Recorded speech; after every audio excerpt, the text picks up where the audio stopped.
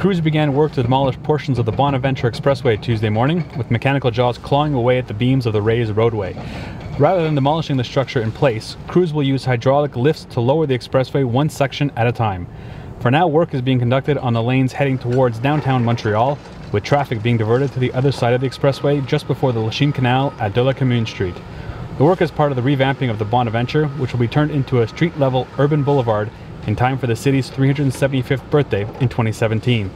The city says that by November, a new ramp built on land will connect the rest of the Bonaventure to the new urban boulevard. Next year, the lanes heading toward the Champlain Bridge will be demolished.